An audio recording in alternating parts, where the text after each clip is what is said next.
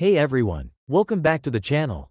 If you're a fan of college football, or just love the drama, emotion, and heart that Deion Sanders brings, this one's for you. But before we dive into the emotional rollercoaster that is the Sanders family's final game together at Colorado, be sure to hit that subscribe button, smash that like, and share this with all your friends who are ready for an epic finale. Let's get into it. Alright, folks, we've reached the moment that no one really wanted to think about, Deion Sanders coaching his sons, Shedeur and Shilo, for the final time at Colorado. This is the grand finale of what's been one of the most captivating chapters in college football. And, yeah, I know you're thinking it, how is Coach Prime going to handle it? Well, according to him, he doesn't even know. Deion spoke ahead of the Alamo Bowl matchup against BYU. And you could hear the emotion in his voice. It's gonna be something to behold.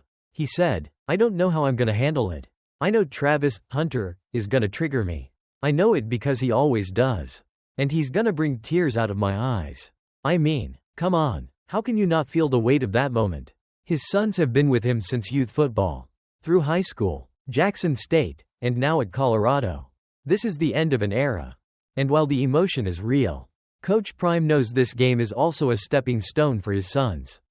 It means they're going to another level, another chapter of life, and they're gonna soar. That's the vision, right? That's the hope. The family's story continues, but it's moving to a new stage. Now, speaking of the game itself, the Alamo Bowl is shaping up to be one of the most intriguing non-playoff bowl games of the year. Colorado, after a 9-3 season and a first-place finish in the Big 12, is set to face BYU, and it's got a bit of a People's Big 12 Championship vibe. Why? Well, both teams finished tied for first in the Big 12, but because of tiebreaker rules, the real Big 12 championship game already happened, with Arizona State pulling off a surprising victory over Iowa State. So, BYU and Colorado are essentially fighting for bragging rights here. It's an important game for both teams. And don't think for a second that Deion Sanders isn't treating it as such. He's got a point to prove, especially given the low preseason predictions for both teams. He even dropped a truth bomb. We're taking it serious. Because we were predicted not to be here. By some of you wonderful folks in the news media. And while we're talking about Coach Prime's big picture vision, let's take a moment to reflect on how far he's taken this Colorado program. Before his arrival, the team was 1-11. But after just one season, he's turned them into a legitimate contender, finishing the year strong in the Big 12. But if he hadn't accepted the Colorado job? Well, that's a different story. Would Travis Hunter have won the Heisman Trophy at Jackson State?